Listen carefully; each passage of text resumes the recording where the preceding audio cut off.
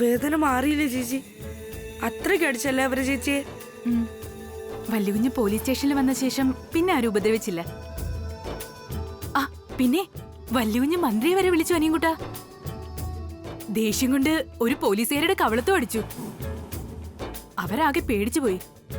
വല്ലുകുഞ്ഞ് ഇങ്ങനെ ദേഷ്യപ്പെട്ട് ഇതിനു മുമ്പ് ഞാൻ കണ്ടിട്ടേ ഇല്ല. ശരിയായിരിക്കും. വിലാസിനി മേഡം ചേച്ചി എന്തെങ്കിലും പറഞ്ഞാൽ പോലും വല്ലുകുഞ്ഞിന് സഹിക്കില്ല. അപ്പൊ ചേച്ചി ആരെങ്കിലും ഉപദ്രവിച്ച വല്ലുകുഞ്ഞ് വെറുതെ വിടുവോ?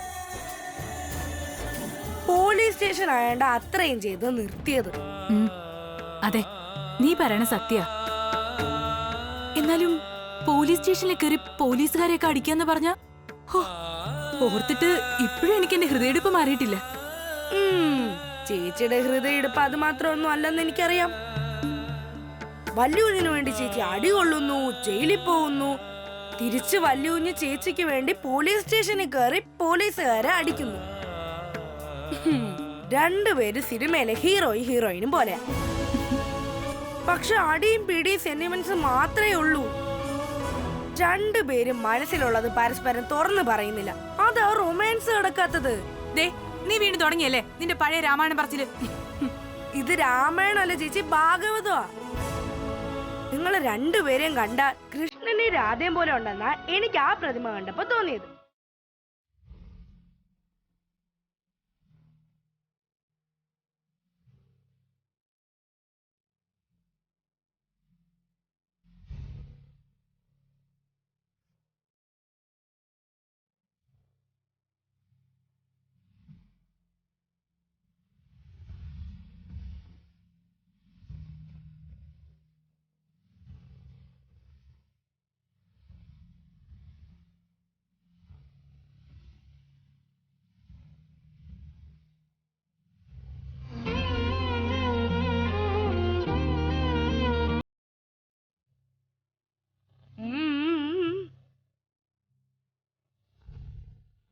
കല്യാണി,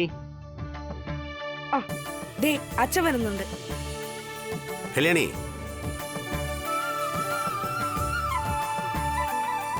അച്ഛാ കൈ കഴുകിയിട്ട് വാ, ഞാൻ ചോറെടുത്ത് വെക്കാം.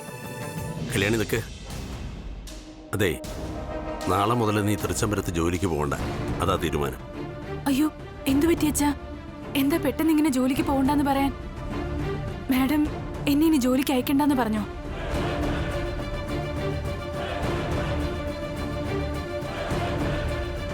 ഇത് മാഡത്തിന്റെ തീരുമാനമല്ല, എന്റെ തീരുമാനം. ഇനി നീ അവിടെ ജോലിക്ക് പോകണ്ട.